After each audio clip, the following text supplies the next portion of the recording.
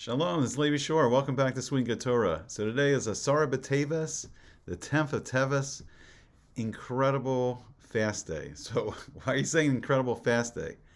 There is a very important court case going on today that could change the course of Jewish history and world history.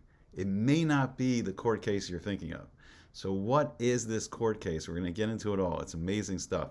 We're going to see how this day, the 10th of the month of Teves, it's in the winter.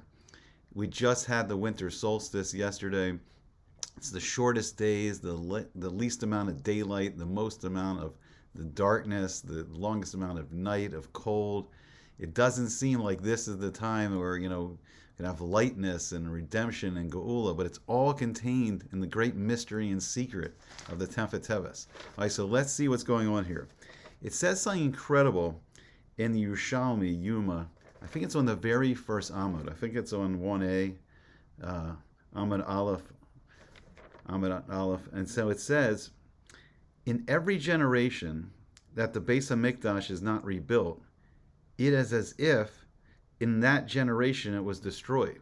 All right, so what does that mean? So the Beis HaMikdash is the temple in Jerusalem, and it's been destroyed twice. And it was destroyed twice on the fast day, Tisha B'Av, the 9th of Av.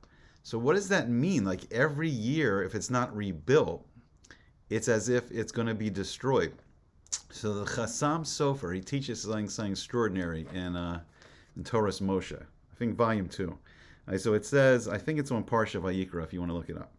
So it says, on Asara B'Teves, there's this Beis Din L'maila. So the heavenly court gets together on the 10th of Teves, and there's a decree, and the court case is about if the Beis HaMikdash will be destroyed. So in the year that Nebuchadnezzar begins his conquest, his siege of Yerushalyim, of Jerusalem, that year in the heavenly court, there was the decree that the Beis HaMikdash would be destroyed. Now I think the actual destruction happened, I think it was actually 11 years later. And then Nebuchadnezzar, he's building the Babylonian Empire. He comes back with his mighty army. I think he begins to break through the walls of Yerushalyim on, I think the 17th of Tammuz. And then I think the final, conquest of and the destruction, unfortunately, of the Beis HaMikdash was on Tisha B'Av. And this happened with the first temple built by Shlomo HaMelech, King Solomon. And it was also on Tisha B'Av, on the 9th of Av, that the second temple rebuilt by Ezra and Nehemiah was destroyed. But the actual court case, the actual decree that started all, was the 10th of Teves. So it seems like it's a very sad day, and that's why we're fasting right now. So there's something incredible about this day that the Chasam Sofer is going to open our eyes to. There's something very powerful about this day. We could see B'ezrat Hashem, and so if you never heard it before, and this is the first you ever heard of the 10th of Teves, and you know it's a fast day, stop eating. Start fasting until Shabbos. And if you don't usually celebrate Shabbos, let's celebrate Shabbos too. This could be an amazing thing. So he goes on to say that every year, the Beis Din, on the 10th of Teves, they decree if there should be a Churban that year, if the Beis HaMikdash should be destroyed. So there's, the two cases, the Satan, he's the prosecutor, he's arguing against us, he's arguing against the Jewish people, and then all the Malachim that are defending the Jewish people, they're arguing the merits, all the mitzvahs, all the Gemilas Chasadim, all the acts of kindness the Jewish people have done, all the Isurim the Jewish people are suffering in this Gullus, in this long exile of 2,023 years of this Gullus Edom, this Roman exile. And everything's being argued to the merit of the Jewish people that the temple should not be destroyed. So if we do teshuvah during this fast, we can get rid of that decree. We can win our court case, and it'll be a decree that the Beis HaMikdash won't be destroyed this year. All right, so what does it mean? It's something so powerful, it's incredible, that Chazal, they say that Asara B'Teves, which is usually called a minor fast, it's the shortest fast of the year because it's a short day in the winter. But Asara B'Teves, now it can't fall out right now on Shabbos, But Chazal said that if it fell out on Shabbos, it would even override Shabbos and we would still fast, which is incredible. Why? So the Chasam Sofer, he goes on to explain. He says, it's like a tiny chalom. It's like a fast if someone has a horrifying dream. If someone has a very bad dream and they're scared that there's a decree coming from the Beis Din L'Maila, there's a heavenly decree against that person, and that person wants to override the decree, that person can do an individual fast. And that fast can even be done on Shabbos. Why can it be done on Shabbos? Because that fast can lead to simcha. Because if the decree is overturned, the person's going to be happy. The person's going to be thrilled. The person, horrible things, great tragedies, great catastrophes would not happen to that person. And great things can happen. So the day is so powerful. So even this horrible situation that began, this great tragedy, this darkness that began on the massacre on Simchas Torah on October the 7th, and there's still Jewish hostages and even non-Jewish hostages, held captive in Gaza in this darkness and the cruelty of Hamas and some of the Palestinian citizens in Gaza, and just the cruelty of locking Jewish people up, and the great tragedy we just saw about three Jewish hostages about to escape and then mistakenly killed by the IDF. Instead of rescuing them, a great day of celebration we could have had, and then it was a horrible tragedy once again that these three hostages were killed. But all these people that are still trapped there, just suffering every day in darkness, wondering, is Hashem going to save me? Will he send the Jewish people to save me from this living hell? So while we're having this court case, while the Beis Din is open, we can bring up another issue to the judge. We can bring another issue to the Dayan Emes, to the judge of truth, Hashem. Say, please, let's release those hostages. Let's release, please, even if we don't have enough merit, even if we haven't davened hard enough, even if we haven't learned enough Torah, even if we haven't suffered enough Yisurim, hasn't it been enough time? Please release them, and please release us, the Jewish people, from this gullus. And it can be a great simcha that we can avert future tragedy, and maybe, just maybe, we could see a miraculous release of the tragedy that's already occurred. So now we're going to see something even more incredible in the Gemara, in the Masechta Rosh Hashanah, 18b, Yud Ches, I think it's Amid Aleph. And Rav Chana Bar Bizna, he says in the name of Rabbi Shimon Chasida, he says something amazing. He quotes a pasuk from Zechariah Hanavi, Zechariah the prophet, in chapter 8, pasuk 19, verse 19. And the pasuk says, Ko Amar Hashem Tzivakos. So says Hashem, the master of his heavenly legions, his heavenly army of the Malachim, of the angels. And he said, Som HaRavi'i, the fast on the 4th month, meaning the fast of the 17th of Tammuz. Vitsom HaChamishi, the fast on the 5th month, meaning the fast of Tisha B'Av. Vitsom HaShavi'i, the fast on the 7th month of Tishrei, the fast right after Rosh Hashanah, the 3rd day of Tishrei, the Tzom Gedalia. We fast because Gedaliah ben Achicham, I think his name was killed. He was appointed governor by Nebuchadnezzar. So even after this great tragedy that Nebuchadnezzar and his Babylonian army destroyed the first temple built by Shlomo Melech, built by King Solomon, he appointed a Jewish governor, Gedaliah. And we still had some Jews living in Eretz Yisrael, living in the holiness, the Kedusha of Eretz Yisrael. But then he was assassinated by who? I forgot his whole name right now, but his first name was Yishmael. And it's fascinating because he was a Jew. And we can feel the repercussions. We still feel the pain of the attacks from Yishmael, from the children of Yishmael at this very moment. And Gedaliah was assassinated, and I think all the Jews were driven out of Eretz Yisrael. And then Vitzom HaAsiri, our fast today, the 10th of Teves. And it says, Yihyeh lebeis Yehuda l'sason ulsimcha. And these fasts, they will be to the house of Yehuda, and then Yehuda's descendants, the family of David HaMelech, of King David and his descendants, and then into the future of his descendant Moshiach ben David. And it says, this day, the day of these fasts, will be a day of joy and happiness. What does that mean? Fast days, these great tragedies, this great darkness in Jewish history, these are going to be days of celebration. And it's incredible. And the Gemara goes on. It says, Kari lechu tzom, the kari lechu sason u'simcha. It says the pasuk, the verse, it calls these days a fast day, but then it calls them a day of sason and simcha. So I heard an amazing explanation years ago. I forgot which rabbi I heard this from, but it's really an incredible explanation. There's really 2 levels of happiness. I think there's much more. I think there may even be 4 or more levels of happiness. These are 2 of the levels. So what's the difference between simcha and sason? And this is a really incredible explanation. Simcha is the general feeling we get when we get happiness. We experience that happiness all the time. Just things, something that we want, happens, and we feel simcha. We feel happiness. It's beautiful things like, a wedding, a chasana, a bris milah, the bris of our son, the bas mitzvah, the bar mitzvah, these great celebrations, the Shabbos, the Yom Tov, we have all the simcha. Now, there's even a greater level of happiness called sason.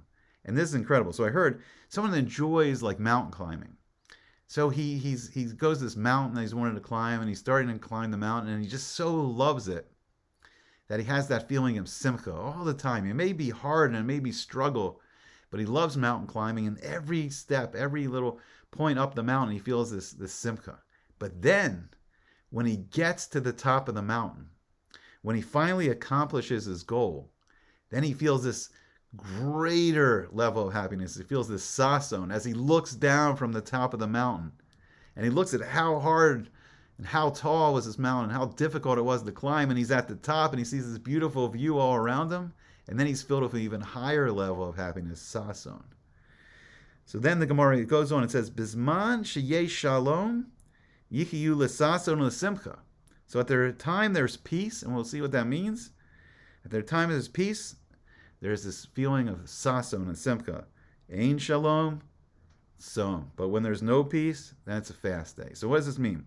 So the explanation, the Mefarshim say that shalom means when we have a Beis HaMikdash. When we have a Beis HaMikdash, when we have a temple in the Har HaBayis and the Temple Mount in Jerusalem, when we see the presence of Hashem and we are close to Hashem, then it's a time of simcha and sason.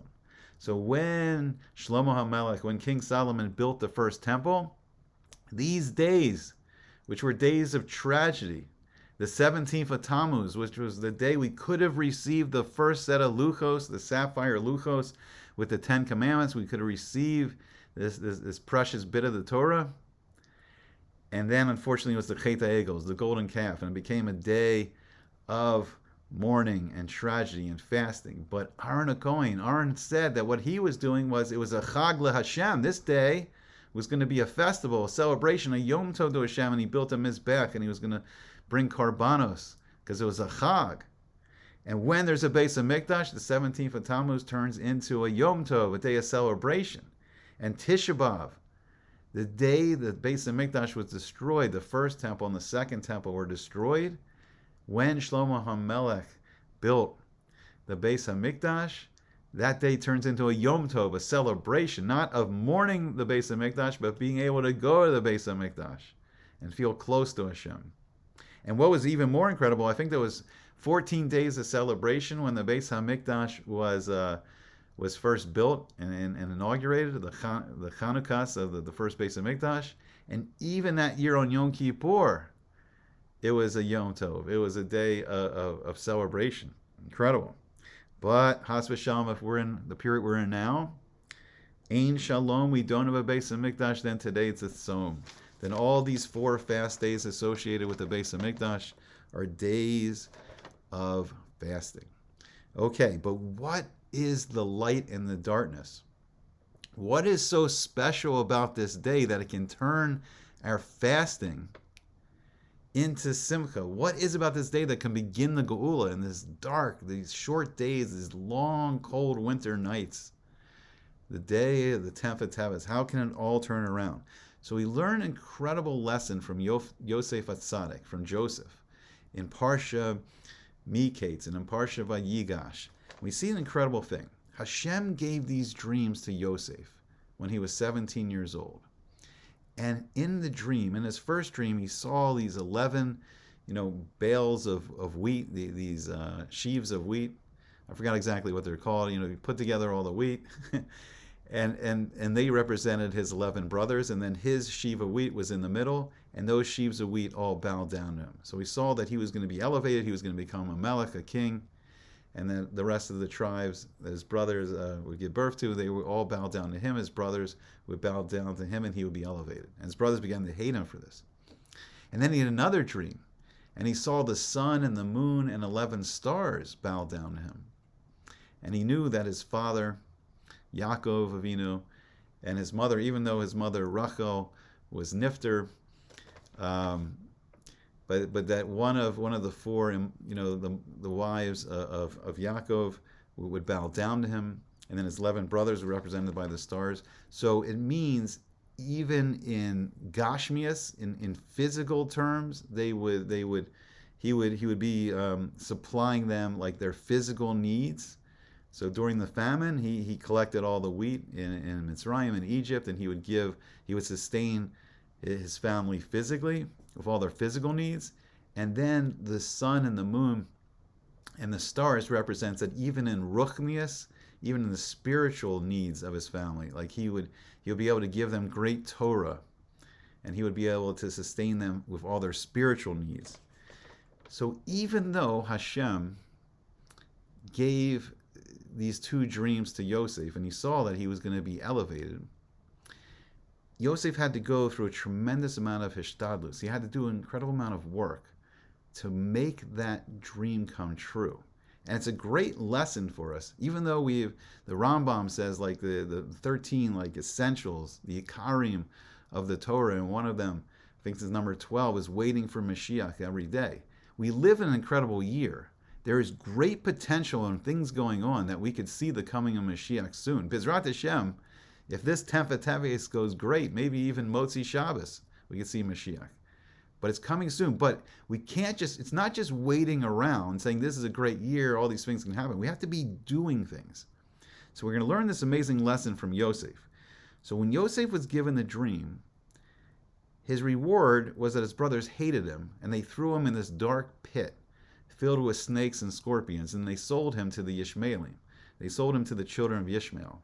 Those Arab merchants coming by, and they sold him. And then they sold him, I think, to the Midyanim, and then it's a whole transfer, and he eventually gets sold down in Egypt to Potiphar, and he becomes a slave. So Hashem gives Yosef a dream that he's going to become king of the Jewish people, and he's thrown into a pit, and he's almost killed. His brothers want to kill him, and we can't imagine the suffering. And Yosef loved his brothers. His whole time he spoke diba about his brothers to his father Yaakov, but his goal was to elevate them, to help them masakein their midos, to fix up what they needed to fix up so they could be greater in Torah and closer to Hashem. But they hated him for this. But even when he's a slave in Potiphar's house, he begins to rise up. He still speaks the name of Hashem. He follows the Torah. People see his excellent midos, his excellent qualities, and Potiphar begins to elevate him in the household. And soon the whole household is given over to Yosef, and he says, everything but my wife, you have control over everything in my household. And then he's given this extremely difficult test. The wife of Potiphar, who is probably this beautiful Egyptian aristocrat, this wealthy woman, tries to seduce Yosef every day. And then finally there's a day of a festival, and everyone else is out of the house, and Yosef is on the verge of giving in to this temptation, and he sees the image of his father, and that reminds him of Avinu Shebashamayim, of Hashem.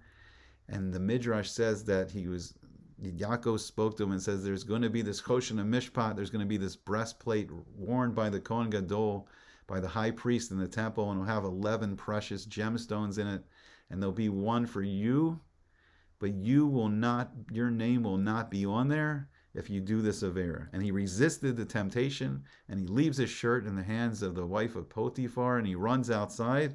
And how is he rewarded for this great, amazing, spiritual test he's been through? He's thrown into prison. So Potiphar was the chief executioner, and he was in charge of the prison. And there's this hole, this bore, and there's this dungeon pit, and he's thrown in there. And he's thrown in there for 10 years in the darkness. His brothers almost killed him, thrown into one pit, sold into slavery. He rises up. He resists this great temptation. He's thrown into another pit, darkness again, and he's in there for 10 years. 1 year for the Diba, 1 year for the Lashon Hara he spoke against each brother, and he's getting kapara for all that, even though his intention was good. He was trying to elevate them. He wasn't doing it in the right way, and Hashem was giving him kapara. And then he meets the royal sommelier, the royal wine steward, and the royal baker, and he interprets their dreams.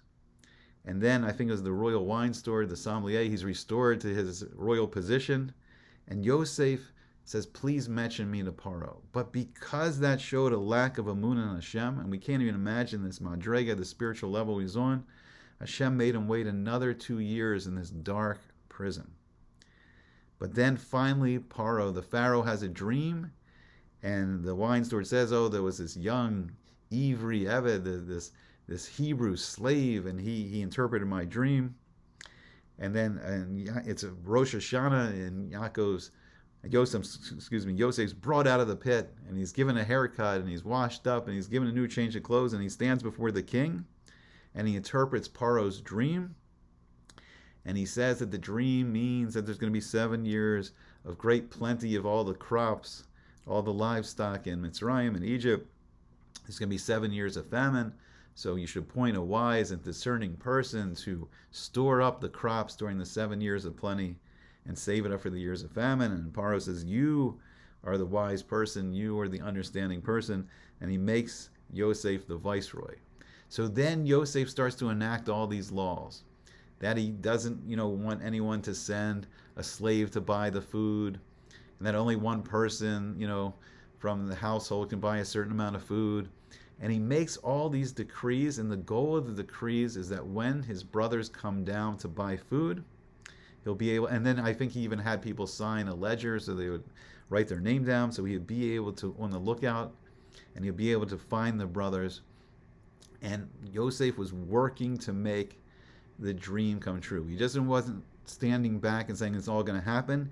He was going through a great amount of work to make the dream come true. And finally, the brothers appear before him, and he loves his brothers, and he's heartbroken. He just wants to, say, it's me, it's Yosef, your brother. Look, everything's good happening. But he wants the brothers to do teshuvah. He wants them to heal themselves from the great avera of the mechiras Yosef, of selling him into slavery. So he pretends to be this cruel Egyptian sorcerer. And he holds up, he says, this is my magic silver goblet. And I know that Ruvain is the Bechor, Ruvain is the firstborn. And next comes Shimon, and then Levi, and then Yehuda. And he goes through all the brothers, and he knows what mother they're from. And then he says, but it seems like there's 2 brothers missing. I forgot the exact lashon, but they say, one brother we don't know where he is. We have a young brother back in Eretz Canaan, back in the land of Israel. And then he arranges, he arranges to put money back in their bag, and he accuses them of being spies. And then they come, they find the money, they're horrified, like this cruel sorcerer is going to accuse them of theft. And then Yosef goes through and he arrests Shimon, he throws Shimon in prison, and I think he puts the silver goblet in. Eventually, I think he makes the brothers come back. He says they have to come back with Binyamin, and so there's a whole another trip back, and they finally bring Binyamin back, and Yehuda has to guarantee that he's gonna offer his own Olam Haba to protect Binyamin. And then when the brothers are back, he plays this game as a sorcerer, and I think he puts the silver goblet in Binyamin's bag, and he creates a situation where now Yehuda has to stand up in Parsha Vayigash, and Yehuda has to stand up and defend Binyamin. So Yehuda, who was the one that suggested that they should sell Yosef, Yehuda, who's going to be, the great line of kings, David HaMelech, Shlomo HaMelech, King David, King Solomon, and finally Moshiach ben David. These great line of kings will come from Yehuda, and Yehuda was royalty, And now he brings out the best in Yehuda, and Yehuda stands up and defends Binyamin, who's the brother of Yosef from their mother Rachel, from their mother Rachel. And he brings out the greatness in Yehuda defending Binyamin, and then Yosef can take no more. And he says the famous line, he says, Ani Yosef, ha'od avichai, I am Joseph, your brother. I am Joseph. Is my father still alive? And then Yosef runs and hugs Binyamin, and they both cry on each other's shoulders. And then finally, Yaakov Avinu, Jacob, and all the family are brought down to Mitzrayim, and all the dreams are fulfilled. But we see that Yosef had to go through an incredible amount of work to make these dreams come true. So the Torah tells us clearly in Nevuah that Hashem's going to send first Moshiach ben Yosef, just like Yosef at Tzaddik. And then just like the great Yehuda, Hashem's going to send Mashiach ben David. The Moshiim are going to go up to Har Zion. They're going to go up to the Temple Mount. And then Har Esav will be judged. But we can't just stand back while we're waiting and do nothing. We have to be poring over the Torah, learning the Torah as well as we can, learning how to do the mitzvos, doing mitzvos, bring Kedusha into ourselves and into the world. Tefillah, praying for Hashem that He will send Mashiach, He will overturn this Gezerah, and we can rebuild the Beis HaMikdash, that the prisoners of Gaza can be released, that the soldiers can be protected, that the rocket attacks will be stopped all over Israel, that the anti-Semitism against the Jews around the world, that will be protected. And then finally, that this Gullus will end, the darkness of this long 2023 years of the Gullus Edom, this Roman exile, that it will end, and we can come back to the Ora Torah, the light of the Torah, and the Kedusha and the Or of the Beis HaMikdash, when the menorah will burn, will shine again with the brilliant Neiros in the Beis HaMikdash, and will smell the beautiful aroma from the Ketoras, from the incense, and the beautiful smell of the Lechem Apanim, of the showbread. And the greater light will come from the Kodesh HaKadoshim, the Holy of the Holies, where in the Aron HaKodesh, where in the Ark of the Covenant, is the Torah itself, the Sefer Torah itself, and the great Or, the Ner Mitzvah and the Or Torah, the great light of the Torah. And the world will see the great Shekhinah of Hashem, the presence of Hashem in the world again, and the world will be filled with light. And then finally, it will be Hashem Echad U'Shemo Echad. Hashem's name will be one again. The holy name of Hashem will be one. And finally, we'll have what the Gemara says in Rosh Hashanah. It will be Shalom. It will be true peace when the Beis HaMikdash is standing. Okay, so it begins today. Let's fast. Let's do teshuvah. Let's return to Hashem. Let's pour our hearts out into tefillah. Let's say Tehillim. Let's get those hostages released. Let's get that decree in Shemayim for a Beis HaMikdash. And Chas v'Shalom, if this incredible year, if it's not this year, we have another opportunity, because once again, next year, the 10th of Teves, Asara B'Teves, is also on Erev Shabbos. Incredible opportunity. Hashem's laying it all out for us. B'ezrat Hashem, we're going to take advantage of it, just like Yosef at Tzaddik. Okay, I hope to see you again soon on Sweet and Good Torah.